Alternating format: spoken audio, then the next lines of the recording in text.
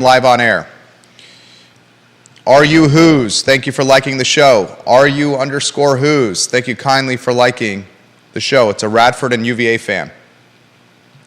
Give the show a like and a share anywhere you are watching. Jason Howard on Rio Road. Thank you for liking the show. Viewers and listeners, we work hard for you. Albert Graves.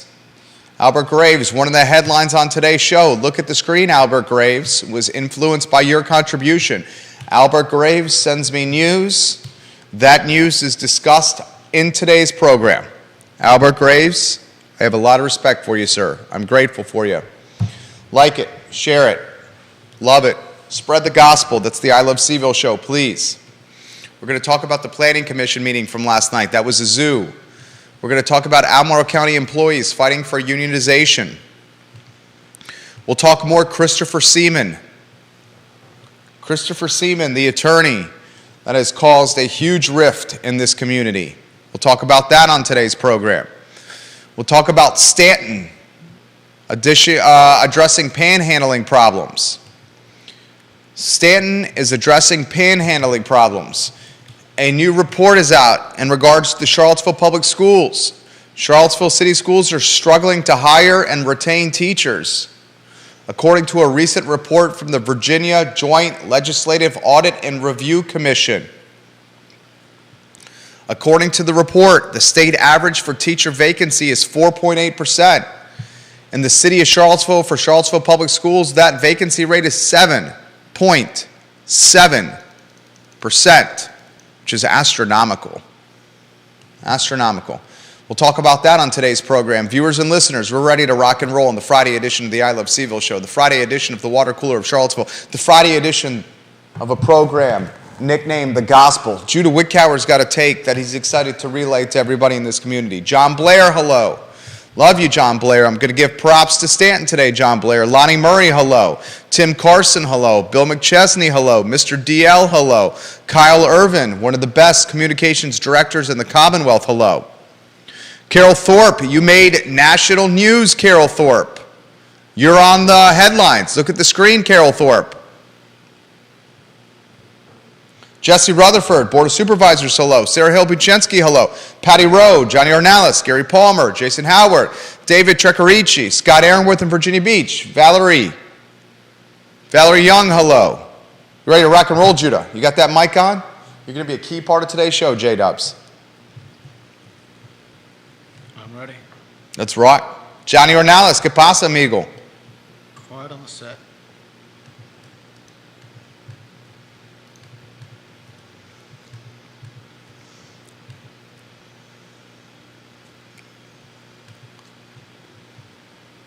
Good Friday afternoon, guys. My name is Jerry Miller, and this is the I Love CVille show. Thank you kindly for joining us on a crisp and cool Friday afternoon in downtown Charlottesville. Take a look at the screen right now and look at the headlines we're going to cover. A handful of these headlines influenced by valued viewers and listeners.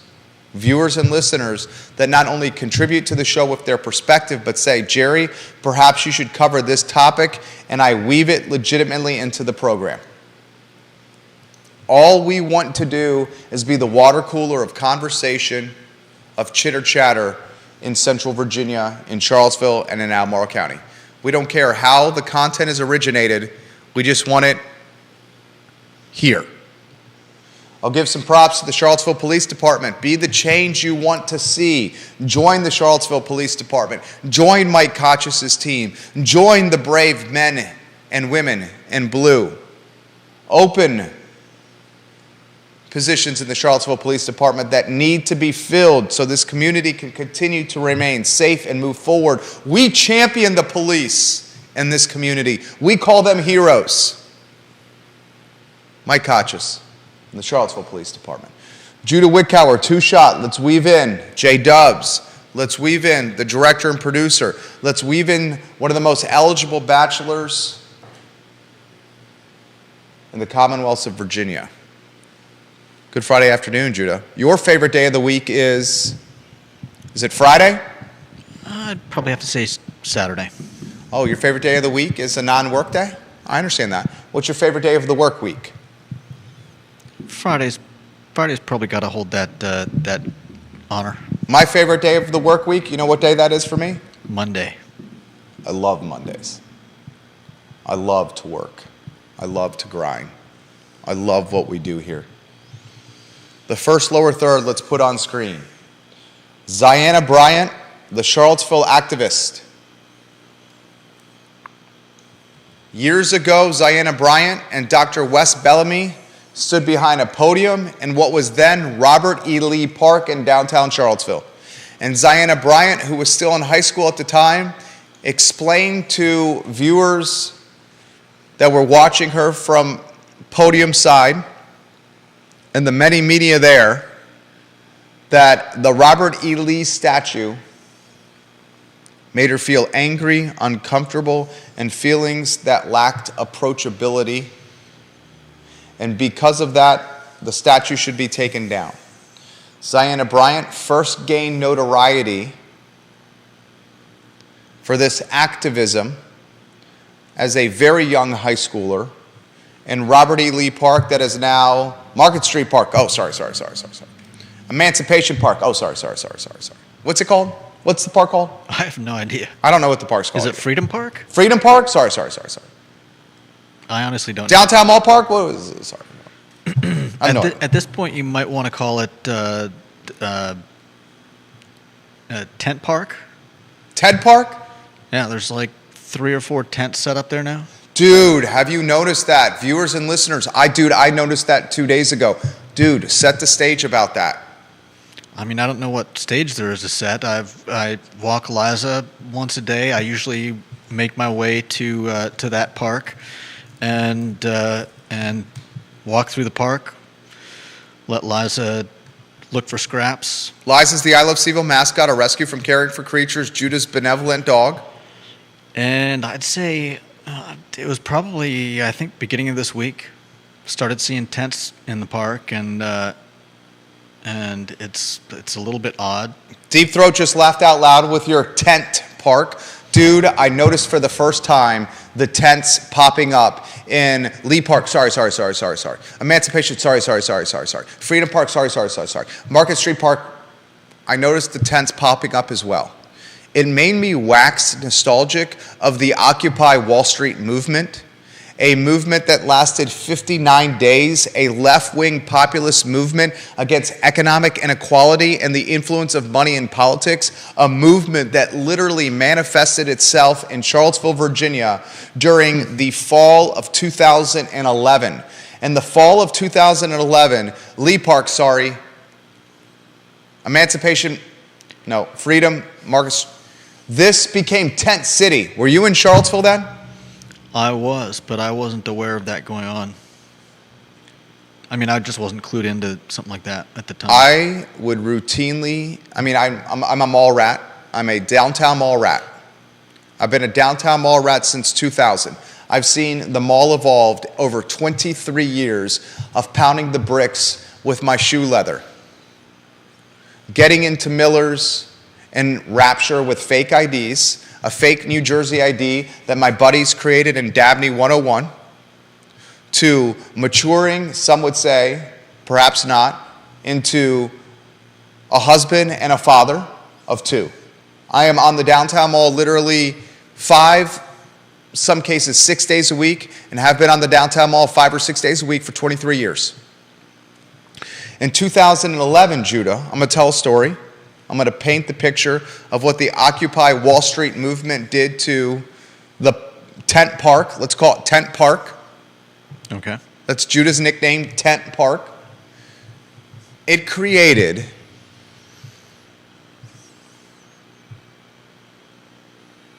an epicenter of sleeping bags, an epicenter of tents, an epicenter of campfires, an epicenter of lawlessness, an epicenter of filth, an epicenter of drug use and rampant drunkards and intravenous needle usage.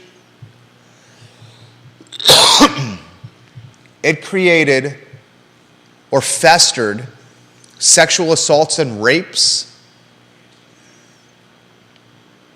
It created an ecosystem of the wild, wild west. The police left Tent Park alone because it was occupied by activists.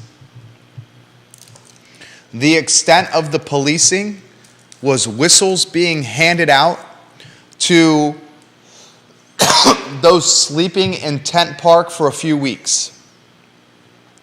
Men and women were walking around naked in Tent Park. Men and women were not bathing in Tent Park. Men and women were getting blackout drunk and high on heroin and meth in Tent Park. This was during the Chief Tim Longo era. Longo and the officers had the perimeter protected, but within Tent Park, it was lawlessness. Dave Norris, the mayor at the time, Carol Thorpe, you spoke before council as the head of the Tea Party during this.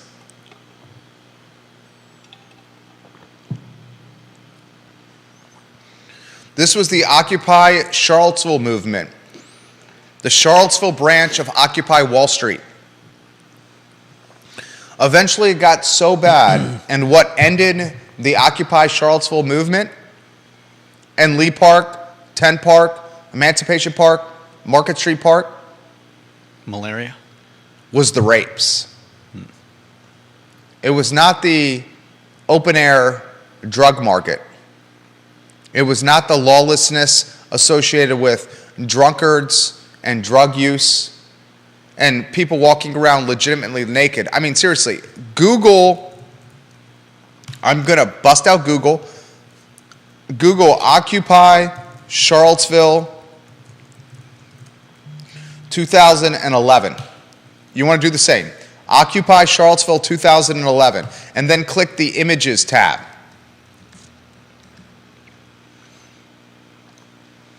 Tom Daly, the talented photographer, took a photo of a naked female. Occupy Charlottesville 2011, naked. I'm doing it, and you will see what I'm talking about. Oh.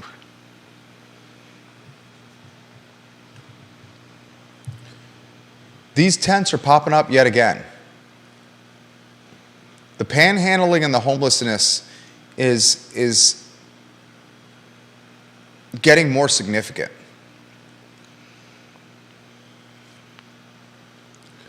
The folks that run the shelters, the overnight shelters, have said we don't have enough beds. They also indicated that the need for these beds gets more significant, the demand for the beds, as the weather gets colder. Yeah. Stands to reason. So you could probably expect more tents popping up over there. Stanton, Virginia, one of Stanton's most prized civil servants, John Blair, watching the program, addressed panhandling and the safety of its fine and fair city at a meeting last night. And they're considering signage on the roads, in the medians, discouraging panhandling and the contribution to panhandlers. So would the signs be for the motorists Yes. rather than the... Because it's not like you can really discourage someone from It setting would be up for there. the motorists. Please don't feed the bears. Exactly. Instead, give the money to charities. That's what Stanton's considering. I'll say it once and I'll say it again, and I catch a lot of heat from the keyboard warriors that hide behind meme account anonymity. The keyboard warriors that instead of voicing their opinion with their name next to it, they hide behind the anonymity of phony Instagram accounts. The Christopher Siemens of the world.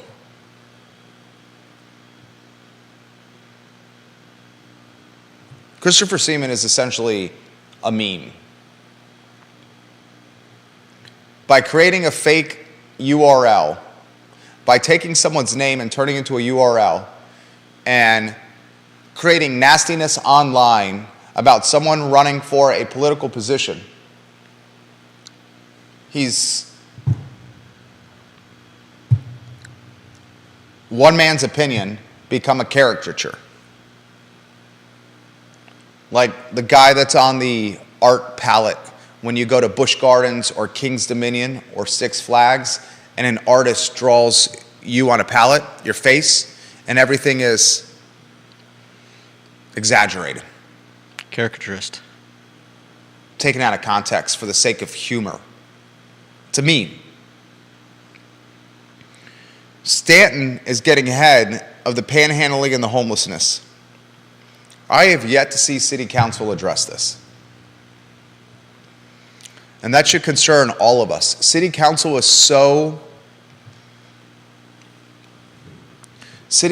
right now is so punch drunk with upzoning and the draft zoning ordinance and diversity, equity, and inclusion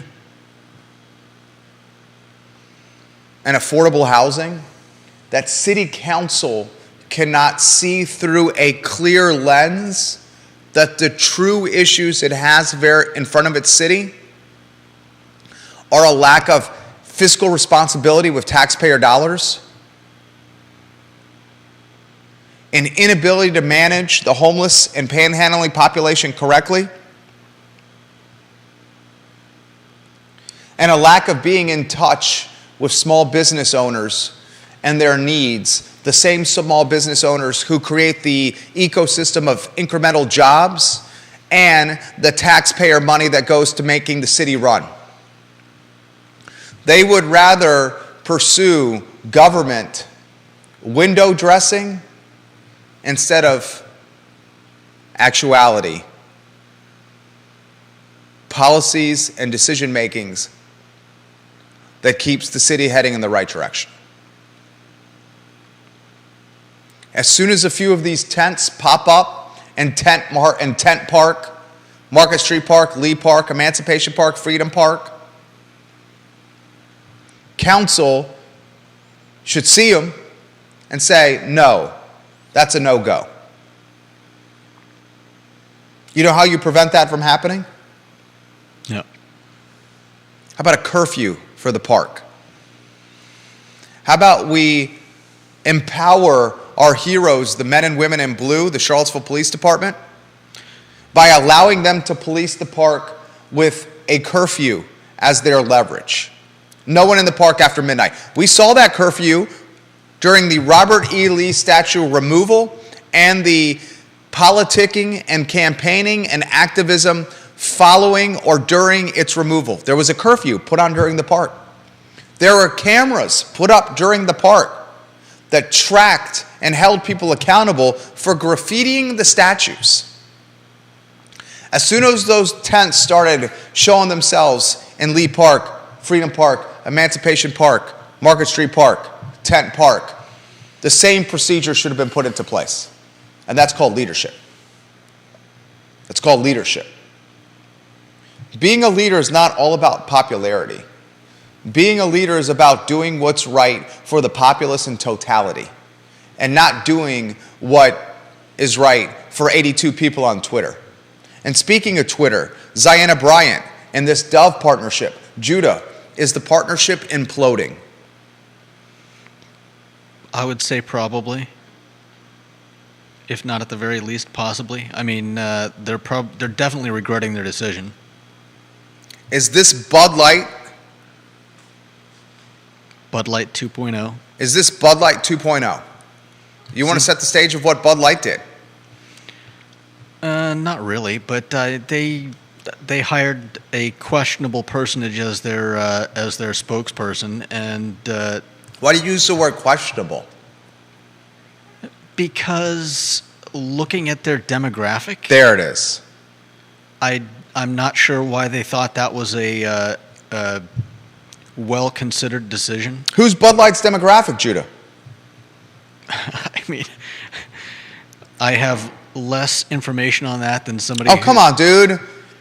What do Make you want me to a say? statement. You want me to say NASCAR fans? Bud Light's demographic is men aged 18 to 40. Okay. I'm not sure if I agree with that, but Bud Light's demographic. What do you mean? do I have to agree with you, Jerry? Bud Light demographic. Let's do a Google. We're going to go to this brand profile. Bud Light's demographic is males 21 to 42. I just said they were males 18 to 40. Jerry got it right. Okay. And what did Bud Light do wrong when their demographic is this demo? You work for a marketing, branding, and advertising agency. What did, from a branding, advertising, and marketing standpoint, did Bud Light do wrong? They chose someone as their spokesperson that essentially divided their market and turned half of them against them. Bud Light, and this is not about a stance on transgender, Bud Light chose a brand ambassador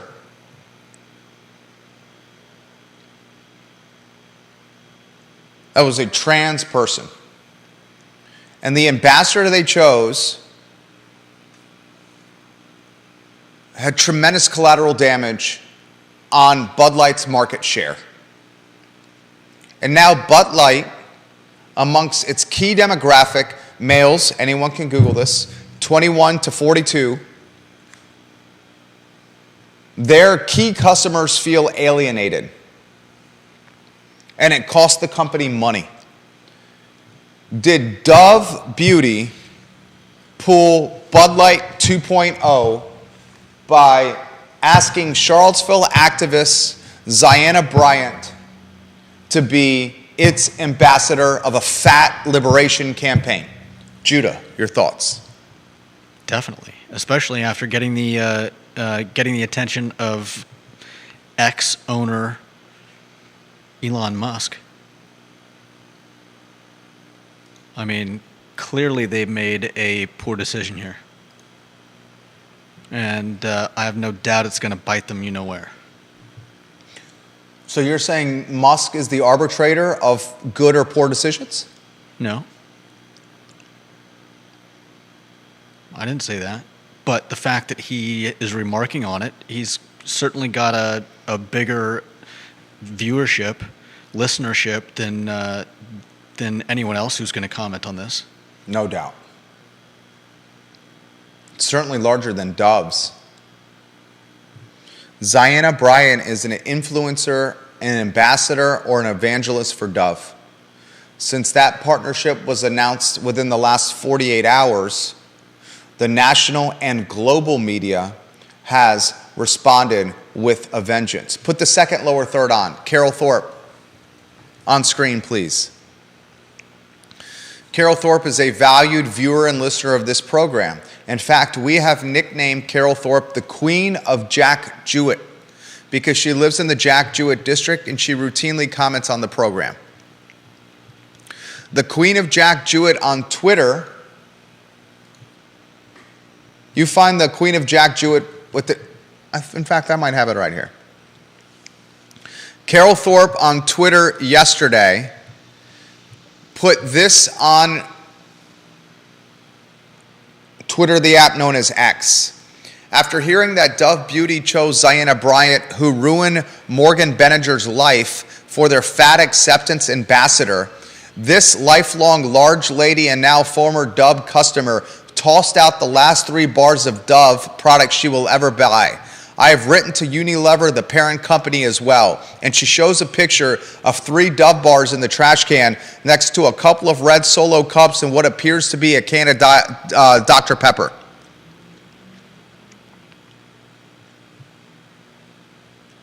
Carol Thorpe, the Queen of Jack Jewett, who comments on the program every day, I look forward to her perspective. Her tweet is now circulating in global news outlets.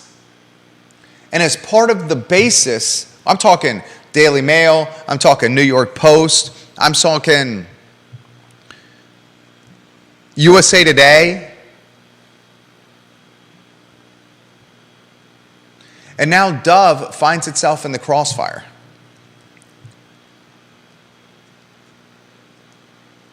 There's something in the water in Charlottesville, man. There is something under the ground. What is it with earthquakes? Is it the tectonic plates? Is that what they are? Tectonic plates, yeah. Tectonic plates? Are the tectonic plates in this community shifting and creating some kind of natural gas of crazy?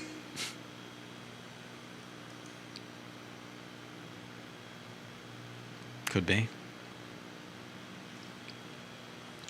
Tent city, government officials more focused on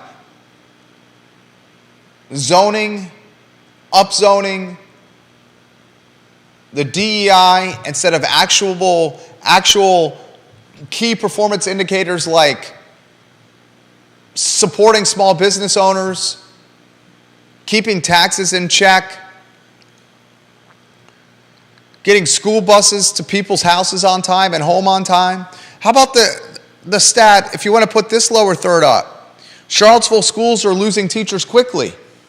How about this statistic for you, ladies and gentlemen? Google it. You'll find it yourself. The Virginia Joint Legislative Audit and Review Commission, JLARC, the acronym,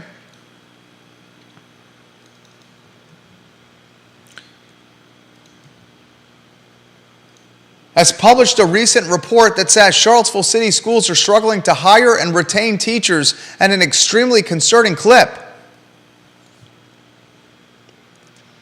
A teacher vacancy rate, the state average, 4.8%. Charlottesville City, 7.7%. Thank you, John. You too.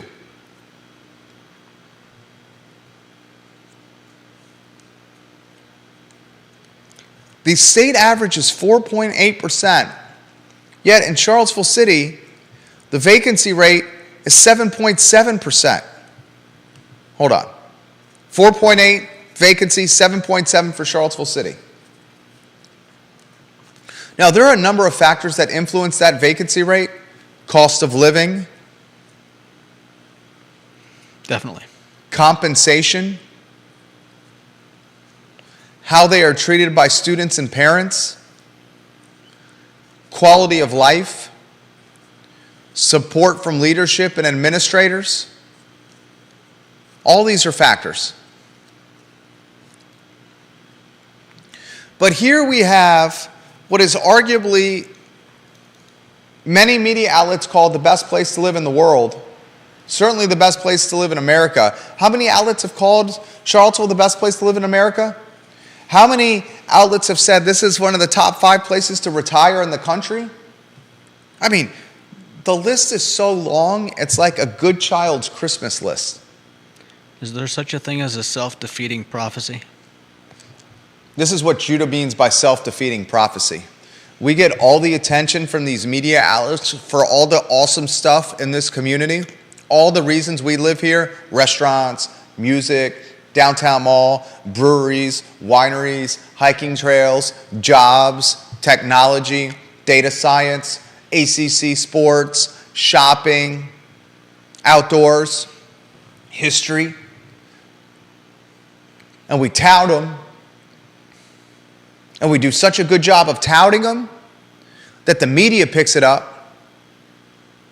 And the media picks it up and writes stories about them, which then drives what? Out-of-towners with bags of money, Scrooge McDuck spitting gold coins out of their mouth, pushing gentrification at aggressive clips that other communities with less amenities do not experience. Is that what you meant? More or less, yeah. I think that is undoubtedly a factor. Well said, Judah. Michael Buchensky asked, are these teachers going from public to private schools? Some. Some are just leaving, I think. There it is. There it is. And you ask, what do you mean some are just leaving the profession? Think about what a teacher does. A teacher's skill set is scalable to a number of different fields.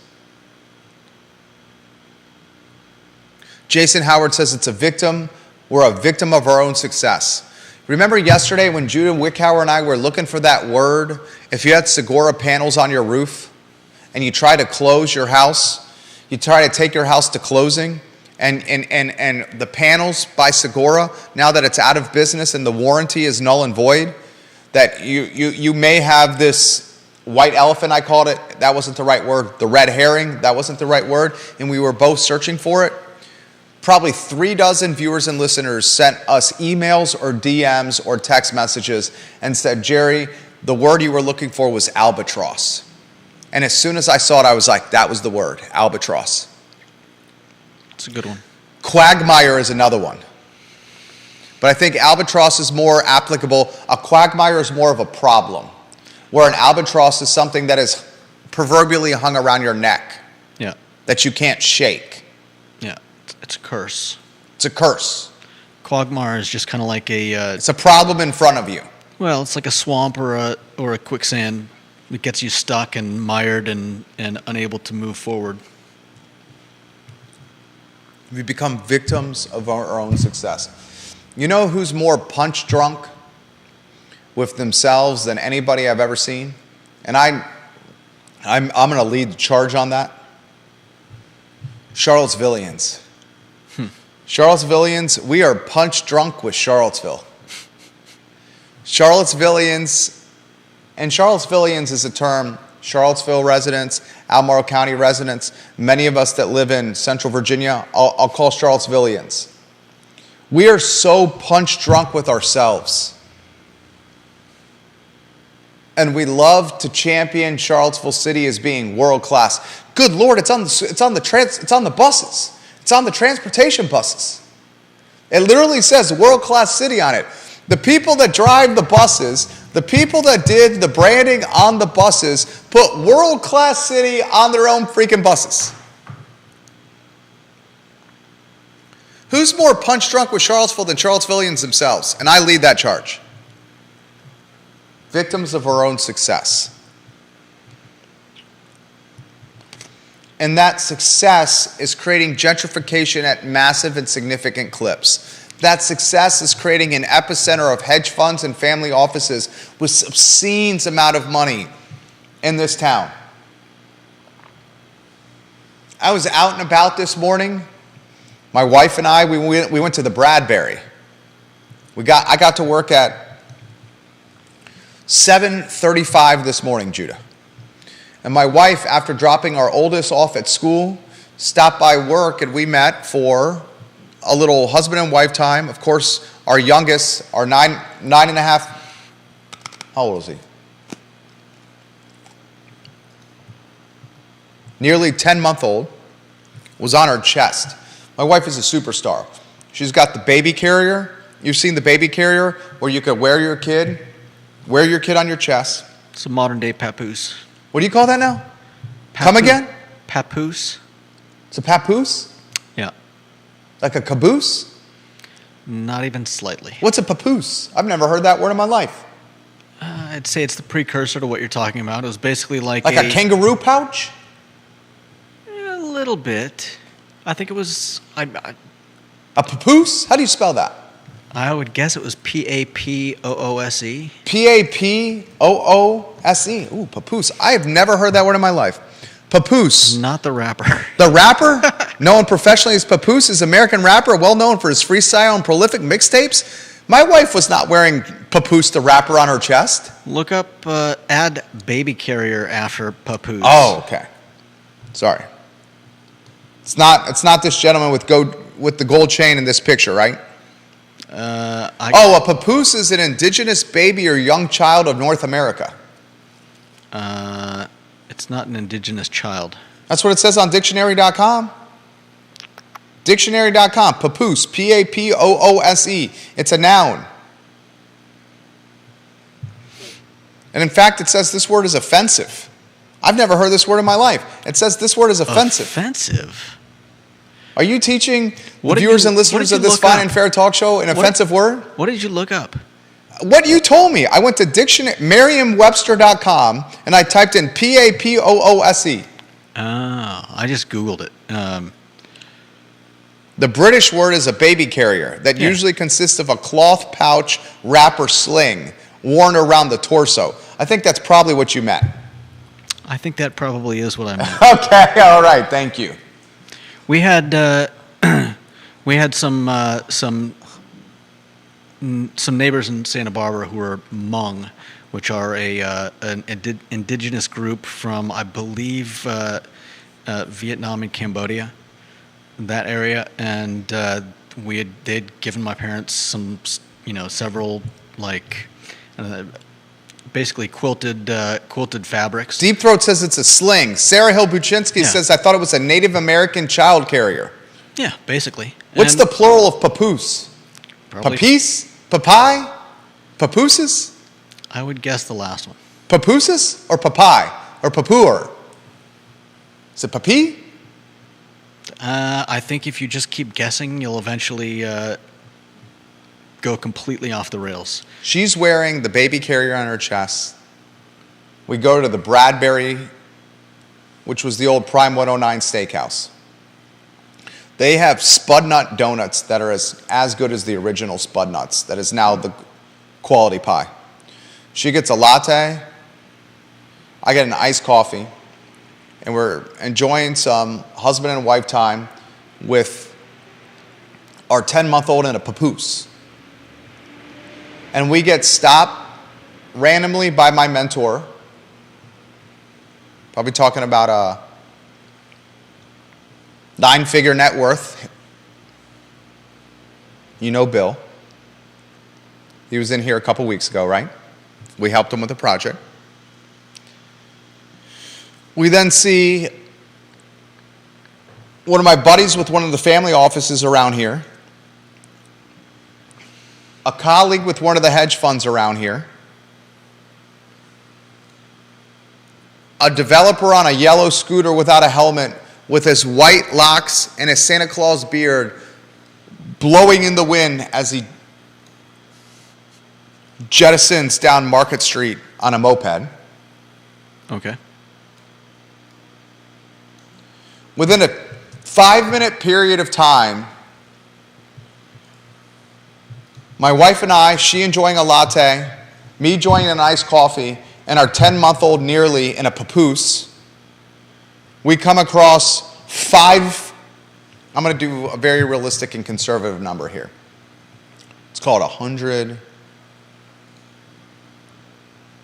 25, 350.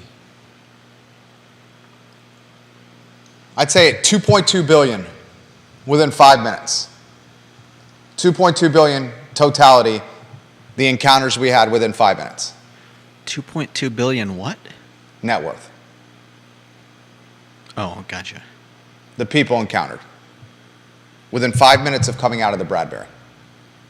Okay. How many cities in America can say that?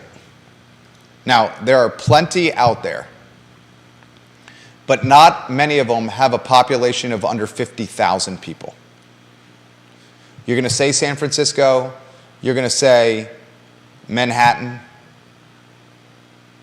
you'll say Los Angeles, you may say Austin, you'll say Miami, but how many with a population under 50,000? What's Greenwich, Connecticut's population? Greenwich's population is, according to Wikipedia, roughly 64,000 people.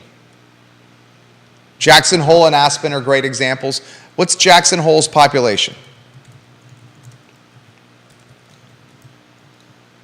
You look up Aspen's population. You look up Aspen's population. Damn, that's a great one. Jackson Hole, great suggestion, Deep Throat. 10,849 people. He says 6,000 year-round. In 2021, the population count for Jackson,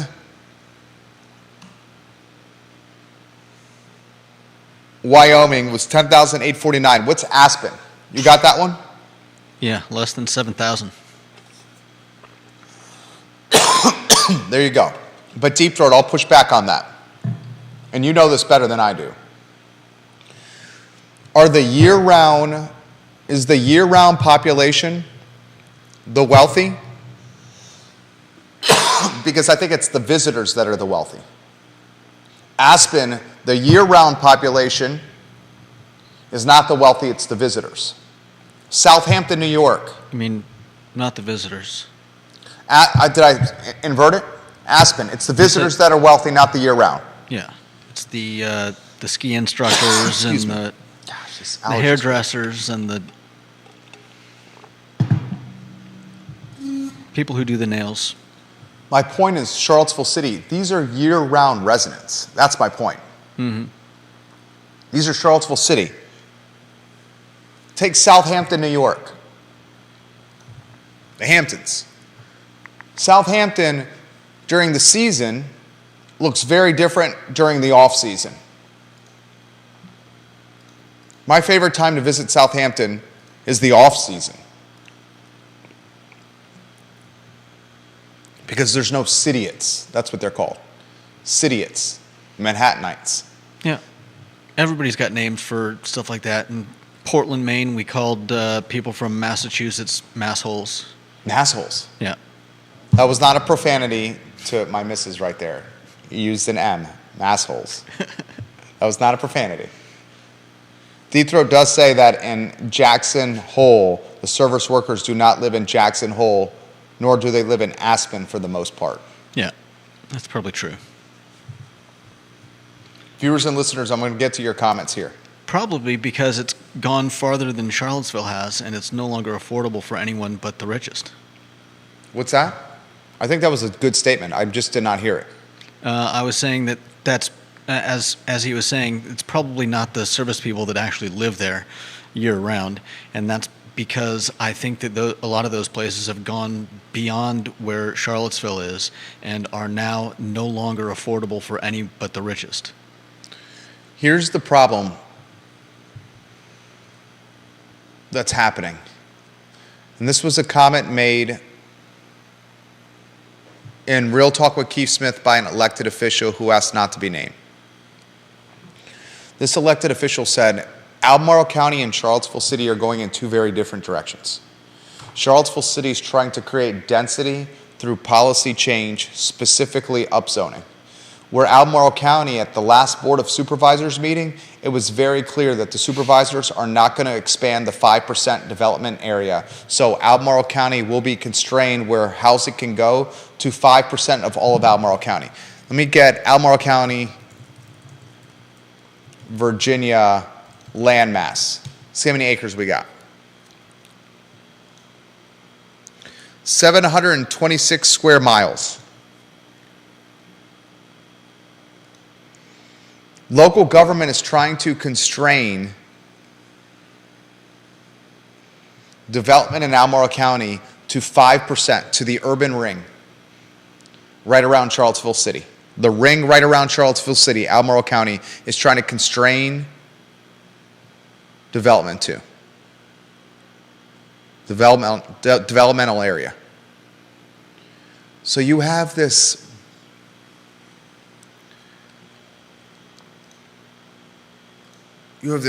friction occurring between government. And this friction that's occurring between government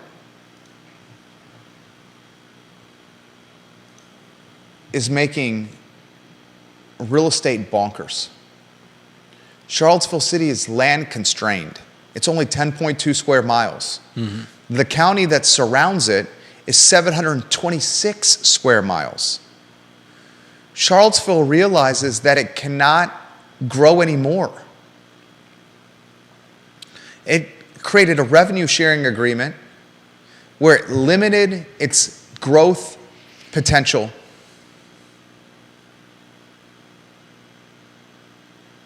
It is what it is, in the words of Al Groh, 10.2 square miles. So it's doing everything it could possibly can to put housing in every nook and cranny of that area. But it's run out. And Albemarle County is saying, we're only going to allow the development in this urban ring. And we're not going to allow it to expand into the remaining 95% of the county. So you have this point of friction. You have this dichotomy, a division or contrast between two things that are or represented as being opposed or entirely different.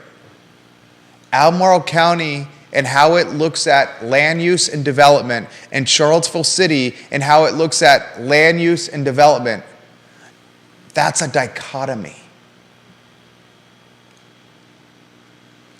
If Albemarle and Charlottesville City looked at land use and development with a lens of unification, you would have much more affordability. You'd have much more ubiquitous and relied upon transportation. You'd have much better policing. I'm not throwing shade at police, but you basically have 3 policing departments servicing the same area. Albemarle, Charlottesville City, the University Police Department, heck, throw in the Virginia State Troopers. You got 4. How many transportation departments are out there? You got CAT, you got Jaunt, you got University Transit Service, you got the Albemarle school buses, the Charlottesville school buses. Why don't we just have the Central Virginia Transportation Service? One transportation brand and infrastructure that handles public transportation for Albemarle and Charlottesville. Call it Blue Ridge Transportation. Perfect segue to the Blue Ridge Venture Fund. If you want to supercharge your business, the Blue Ridge Venture Fund will supercharge your business. I am connecting business owners that need capital with high net worth individuals that are looking to infuse capital into said businesses. We also offer them office space, branding and advertising services, and our supply chain of attorneys, accountants, engineers, architects, fixers. Blue Ridge Venture Fund.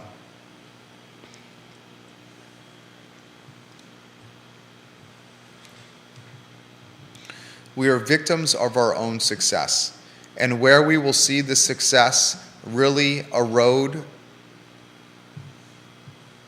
is with the labor that services the amenities we love. It's with the labor that provides the schooling for our children. Not to mention the police, the fire department. Talk to me, Judah. Take it anywhere you want to go, Judah. I wasn't going to take it very far. I just Talk to me, Judah. There are Love when you talk. anybody not in one of those high paying jobs is gonna be feeling it around here. Charlottesville has become the scion, the offspring, the baby, the child of Aspen fornicating with Austin, fornicating with Greenwich, Connecticut. Greenwich, Connecticut, Austin, Texas, and Aspen had a menage a trois, and they forgot the raincoat, and out came Charlottesville 9 months later. Wow.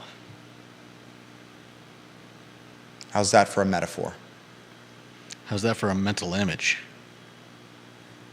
I think it still falls into what I promised my wife of PG-13. I think that's still PG-13. You don't think that's PG-13? Mom, I promised her why PG-13. Are they wearing raincoats? What? Mom, why are they not wearing raincoats? Any mom that's streaming this in her vehicle I'm joking. can figure out how to change raincoat. What does Jerry mean by, what does Mr. Miller mean by menage a trois and raincoats? Well, son, there's going to be a significant storm on the horizon.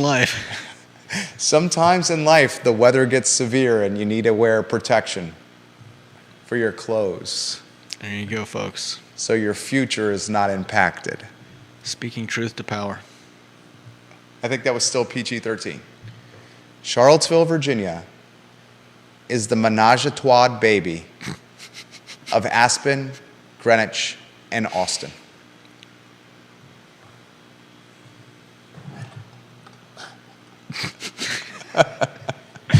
I mean, wow.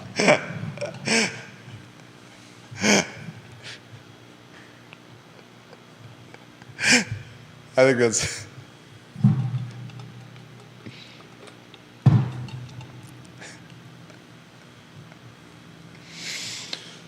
And here's why you have Albemarle County teachers fighting for union rights, and why Charlottesville teachers and Charlottesville public school employees fought for union rights and had success, and why Albemarle public school employees are fighting for union rights. Because they want to get paid more? They're trying to fight tooth and nail to live in the jurisdiction that they work within. A lot of us are. But it would be nice if you worked in an industry that had that type of had unions, right? Not everybody can work in an industry that has a union that can help them raise their wages. I mean, technically, Virginia is a right-to-work state. If the teachers want to, they can become the Mr. Bill Mooncachi and go out on their own. And Bill Mooncachi, Yeah, to be fair, anyone can. is now charging $1.25. Well, will eventually charge $1.25 an hour to work one-on-one with one student.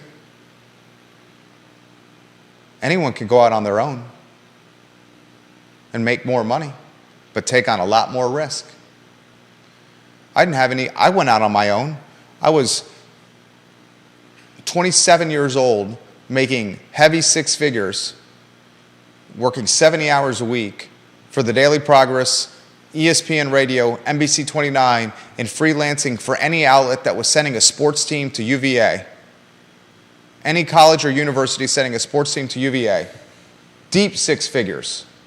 And I gave all that up to start a company, and I didn't have a client for 6 months. Legitimately, Judah. Mm-hmm. We still on a two-shot? I believe so. I want you to hear me out. You, Judah Wickower, can go out on your own right now.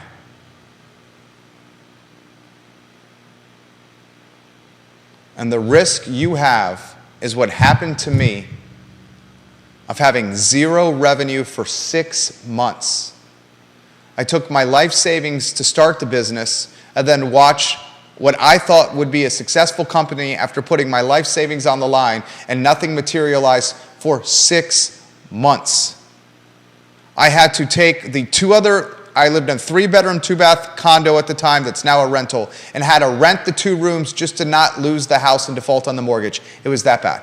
Mm-hmm. Stealing money from the Panna Garden, stealing food from the Panna Garden buffet, scraping food off my plate into Ziploc bags, or only eating a double cheeseburger for the entire day, $1.03 for McDonald's at the time from the dollar menu.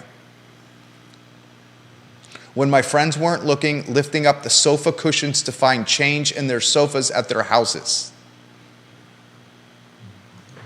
If anyone thinks entrepreneurship is sexy and entrepreneurship is lucrative, it can be, eventually. Out of the gates, come on. You want it to be sexy out of the gates? Lucrative out of the gates? Buy a competitor and take their membership roles and make sure they're part of your business from day one.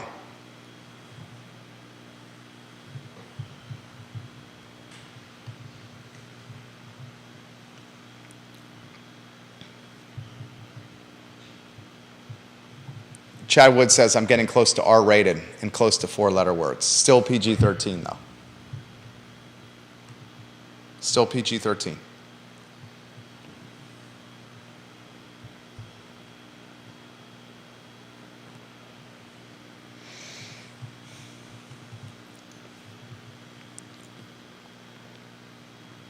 We got a Virginia football team that's not helping out. those small business owners that have just started their operations, that are looking for a cash infusion with home football games. You got a Virginia football team that's 0-2. Tonight, they play Maryland on Fox Sports 1. The Terrapins are 15-point favorites. The game is in College Park. The over-under's at 47.5. If UVA football gets blown out by the Terrapins on national TV after getting blown out by Nashville, by the Tennessee Volunteers in Nashville on national TV, after losing a nail-biter to JMU on national TV, Tony Elliott's hot seat will be roasting. Roasting.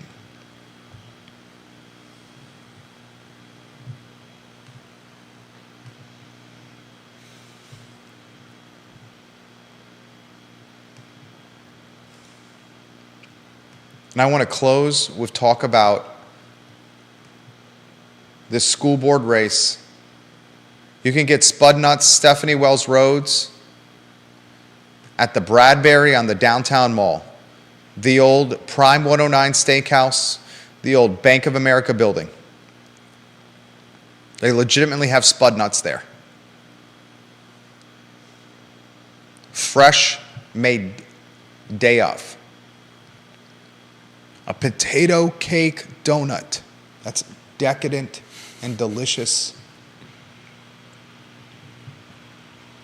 Downright delectable.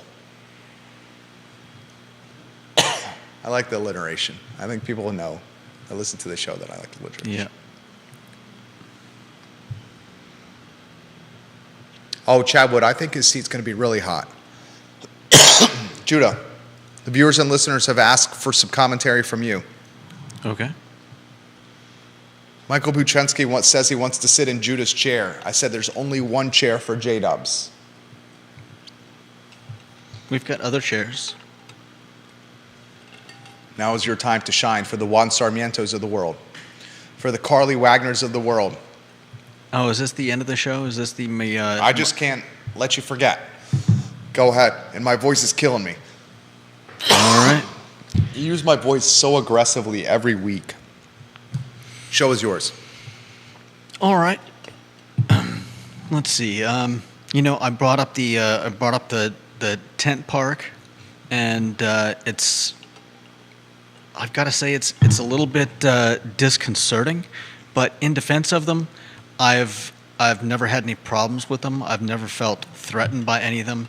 And the other day, I was walking along the outside of the park, and one of them gave Liza, my dog, an entire burger that he'd gotten at I believe at Haven. Hold on a second. Let me understand something. Okay. Someone living in a tent in a park, right? Yeah. I mean, got a free burger from a shelter, and instead of eating the burger, he gave the burger to your dog.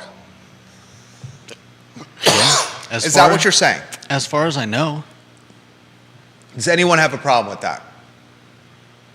Liza didn't. No, I'm sure Liza was quite happy. The Haven, who has limited, the Haven, which has limited resources, gave free food to a person who has no home and no money, and that person took the free food that it got from the Haven that has limited resources, and instead of even eating it, gave the entire burger to your dog. That's what you're saying. Is that what you're saying? That's my guess. It's not like I watched him get it at the Haven. It's not that I. Well, the Haven's across the street. Yeah. I've also never seen the guy before, so I couldn't. He lives in a tent in a park. I never said that. Yes, you did. No, I didn't. Okay. What did you say? I said, as I was walking Liza around the edge, one of the guys in the park, I don't know him, I don't know who he is, I've never gone up to the tents and taken pictures of the people there, so I couldn't identify. But you did say you thought that the burger was from the Haven. Yeah. And he took limited resources from a shelter and gave those limited resources to your dog. I'm sure that not. That's what you just said. Yeah, and I'm Okay. sure that not everybody that gets food at the Haven eats every last bite of it. Well, you said it was an entire burger. Yeah, So he gave the entire burger. right. So this is not about eating. He didn't eat any of the burger. Sure. Okay.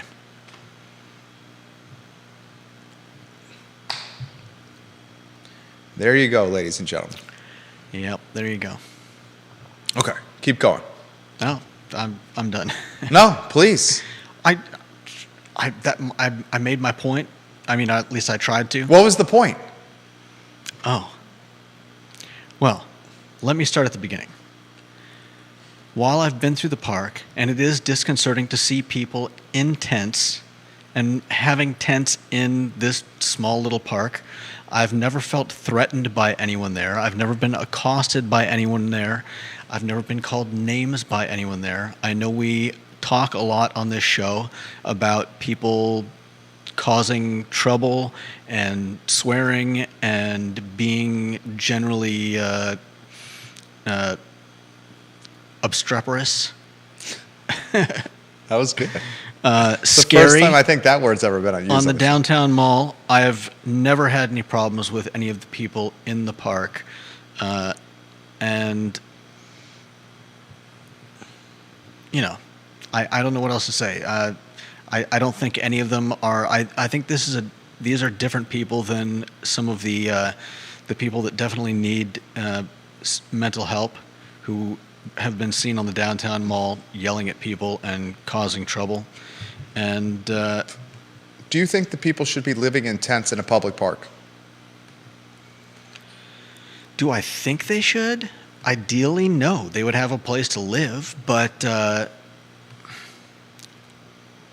it is a public park, right? I mean, Virginia has this basically written into its laws, correct? They could put a curfew on the park. They've done it in the past. Fair enough. A curfew can be put on the park. I explained during the Ari Lee. Would you rather they put their tents up on the downtown mall? That's already happening. Is it? Yeah. I've never seen a tent on the downtown mall. But Oh, then I'm not usually walking around the downtown mall at night. You should get to work when I get to work at times at 6 a.m. Okay. It's not going to happen, but I'll... Well, I know it's not. Judah arrives to work Monday through Friday at 9:30 a.m. His hours are 9:30 a.m. to 6:30 p.m. That's by his choice. I'd like to start the workday at 9 a.m. Would you like to do 9:30 or 9 a.m. start? I don't know. What's your preference? I mean, we don't have to talk about it on air. We've slowly migrated. I would like to later start at and later. 8:30. I get here between 6 and 7. Sometimes 7:30. Our kids wake us up at 6 a.m., all hours of the day. We do 9:30 because you like mornings aren't your cup of tea. Not a morning person. You've told me that. So we adapted the hours. I would encourage any of the viewers and listeners watching this program, if you want to see the downtown mall like you've never seen it before, check out the downtown mall after the bars close and up until 6 a.m. You will see the downtown mall like you've never seen it before. I would say that's between 2:30 a.m. and 6 a.m. And you will see the mall like you've never seen before. There's many a tent on the downtown mall. There are tents in the overhangs of buildings on the downtown mall. The entryway to restaurants on the downtown mall. Cardboard box houses on the downtown mall. It's already happening here. So would I rather it be in the park or the downtown mall? Are those my only options? I don't know. Vanessa Parkhill, people should not be living in tents in a public park. It is a park. It is not a campground. That's fair. Carly Wagner, I've provided and served food at the Haven before. Food is abundant, and the mission of the Haven and those volunteering would totally endorse someone gifting their food. It may have been that person got far more fulfillment seeing the dog eat the burger than eating the burger himself. That was my take as well. Thank you. Grayson, I have seen the downtown mall. I go running before I leave for work, often in the 5:30 range on the downtown mall. Jerry is right. It's a completely different downtown mall. Kelsey, people should not be living in a public park. This is not an RV or campground. Jennifer, people should not be living in a public park.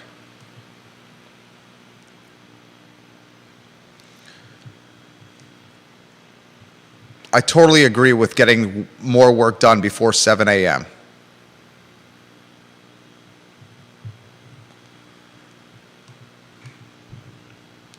Lonnie Murray, the tricky thing about housing affordability, and perhaps the elephant in the room, is that everyone wants everyone else's home to be affordable, but when you sell yours, then you do not want it to be affordable. You would rather get way more than what it's worth so you get paid.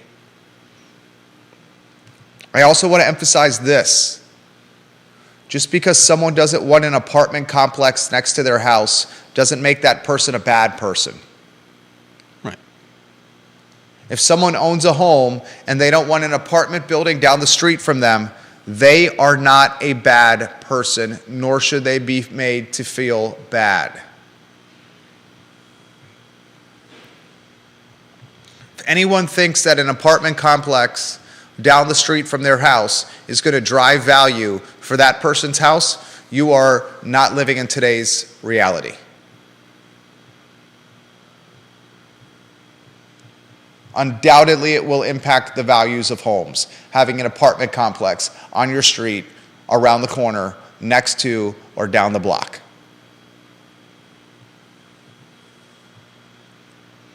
Jason Howard, pupusas are delicious Salvadorian cuisine. They are. Thank you now. I am very hungry. Yeah. I appreciated your firsthand perspective of the burger, Tent Park, Liza licking her chops, and your commentary and conversation on today's show. I thought you did a fabulous, fabulous job. Ginny Who. I was a Bud Light drinker for 28 years. I have not had a Bud Light, nor have I purchased a Bud Light since the first weekend in April, and that's because they doubled down and insulted their base, and I drank it for 28 years.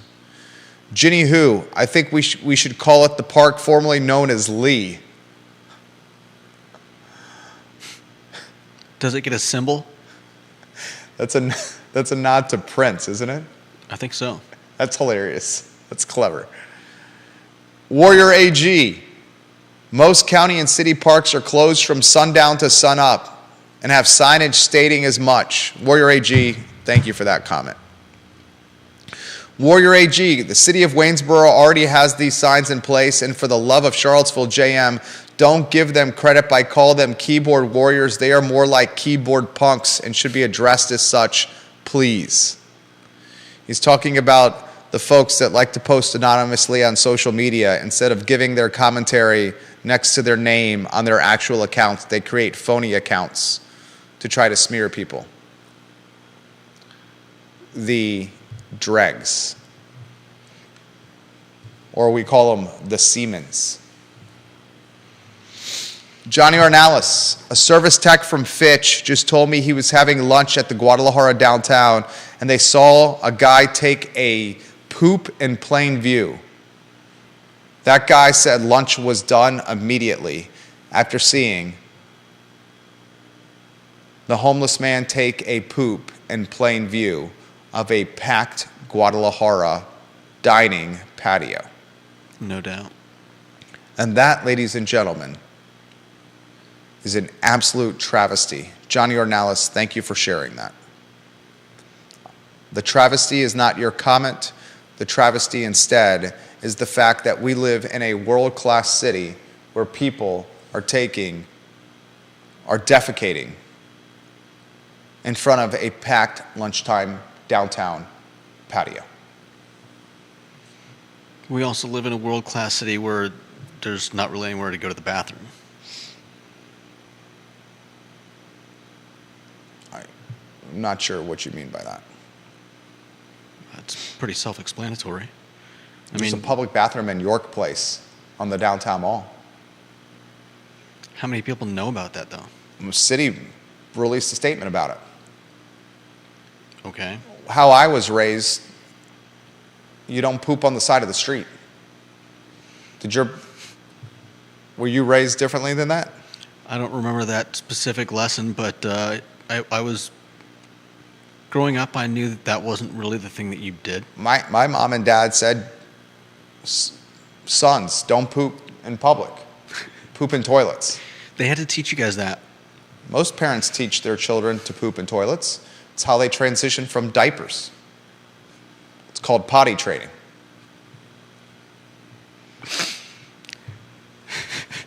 Okay. Isn't that what potty training is? It is. You take the diapers off and you poop in the toilet. Yeah. I wasn't arguing that part of it. I was just surprised that your parents had to teach you guys specifically not to poop outside. Johnny Ornalis, one of the owners of the Guadalajaras out there, said, I'm sure this gentleman could have walked inside to Guadalajara. They would not have minded if he pooped in the toilet as opposed to pooping in front of their customers. I think that's probably a safe bet. I think that's probably... Pass that on to you there. I think that's probably the best comment of this last little... He passed it on to you. Mm-hmm. That there are bathrooms that you can go to the bathroom in. Yeah. Guys, this past week, if we go on a one-shot, and I'll close. This past week of the I Love Seville show, Judah and I have worked extremely hard on. We cover commentary and topics and stories that are raw and real, authentic, and applicable.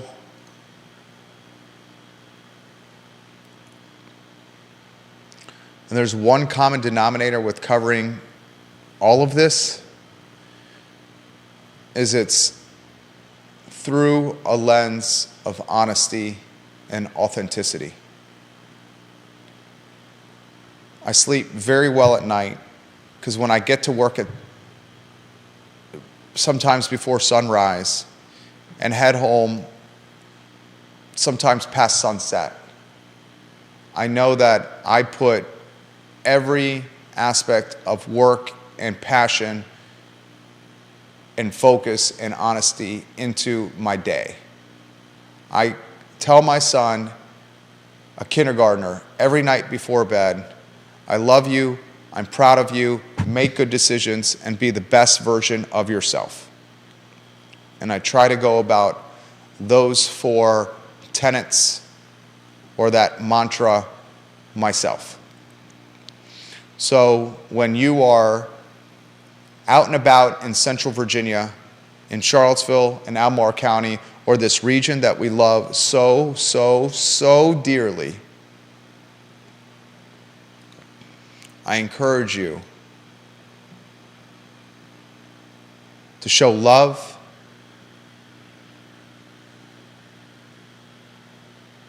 to make your family proud,